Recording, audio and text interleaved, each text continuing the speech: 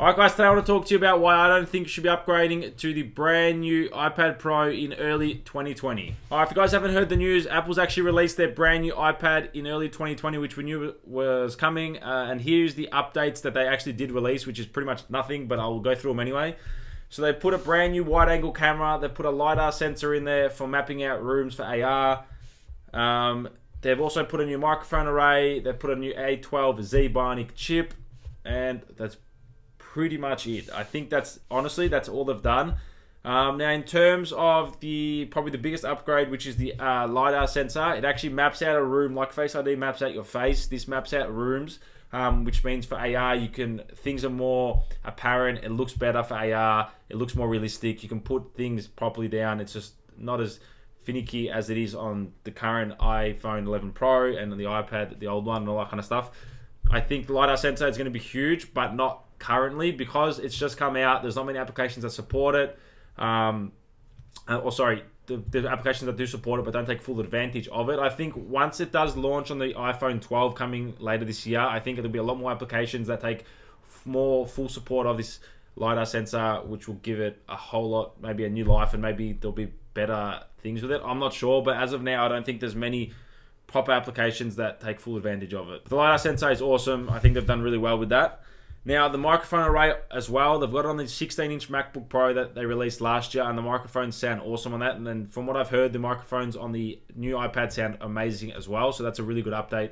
So the two new cameras, they've got a 12 megapixel wide camera and then a 10 megapixel ultra wide camera, which is the new one, and obviously the Lidar sensor. So the ultra wide is obviously the new one. In terms of the A12Z Bionic chip, which is different from the A12X, Geekbench scores on Geekbench 5 are pretty similar. So the multi-core score for an iPad 2020 is 4,720 compared to the 2018 iPad multi-core score of 4,635. So not much of a difference there at all, very incremental. In terms of single-core scores, we've got a single-core score on the iPad 2020 of 1126 compared to the 2018 iPad Pro of 1114. So again, very, very, very incremental there. Nothing pretty much at all in terms of difference speed-wise. I think the thermal management of the A12Z is a bit different, and I think it can work at hotter temperatures and higher temperatures, so to speak, and a more consistent rate, I'm pretty sure, from what I've heard. But don't quote me on that, but that's what I have heard. So they're pretty much the upgrades for the new 2020 iPad Pro. One more thing I should point out, I know in America, I don't think the prices have changed, but in Australia, the price has actually gone from $15.29 for the base 12.9-inch iPad Pro to $16.49. So it has jumped in price there as well. So there's something you should note. So my honest opinion is on this is not to buy it and wait till either get the old generation, which is the one I've got now, which is the 2018 iPad Pro, or wait to the end of the year, which is I think most people should do, which is when the new iPad Pro late 2020 edition will come out. Now, this is rumored to have a new LED, micro LED.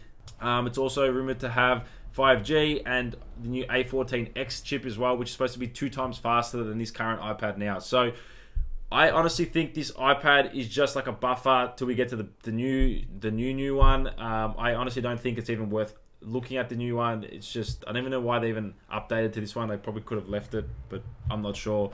I honestly think you should just wait. The new iPad Pro, from what I've rumored to hear, is going to be a lot better in terms of the new technology that's coming to it, and that's something something you should wait for. Now, in terms of when it's going to be coming out, apparently the rumors will be coming out at the end of this year in the 4th quarter. Now, due to everything that's happening right now, I think it might be pushed back to the start or the 1st quarter of 2021, but we're not 100% sure yet, just because the iPad comes out normally around November time, but apparently the rumors are that the iPhone 12 that's supposed to be coming out in September might be pushed back to October, November. So I'm not too sure what they're going to be doing there about the releases, but they're the rumored dates that for the new iPad and iPhone. Apparently the iPad at the end of the year might not even have a Wi-Fi edition, because you might just have to use the one that just came out at the start of the year. I'm not sure. That's what I've been hearing. Whether it's true or not, I'm not sure, but it's something that you should mention as well. But I honestly think if you're not going to wait, or if you need an iPad right now, it's probably worth just going to get a used iPad Pro like I did. I bought this iPad Pro in mint condition for $900 with an Apple Pencil. This is a 12.9 edition, 3rd gen. So it was the newest one at the time with an Apple Pencil for $900. So I thought it was an amazing deal, because in stores it was $15.29 just for the iPad and then an extra $200 just for the pencil. and also got a case and had a screen protector already on it from day one. So that's something I'd be looking for. If you can get on eBay, Gumtree, something like that, and try and find a used iPad Pro in good condition that's going to last you, because this iPad currently is probably the same performance as the new one for less of a price. Now, you can get this one with all the accessories probably for the same price of the base model of the new one. So you guys do the math. Unless you need the Lidar sensor, I honestly wouldn't be upgrading to the new one, but it's up to you guys. Again, I would recommend either waiting for the new one or just going with the old one and getting a good deal with accessories, an Apple Pencil, maybe a keyboard as well. Now that does have the mouse support, you might be able to get that all included. So guys, that's the reasoning why honestly I don't think you should be getting the new iPad Pro 2020 early edition. I'd still hopefully wait to the late one and see what is coming out then. So if you guys have enjoyed, make sure to smash the thumbs up button. Thank you for watching, and I'll come to you guys shortly with another video. Peace.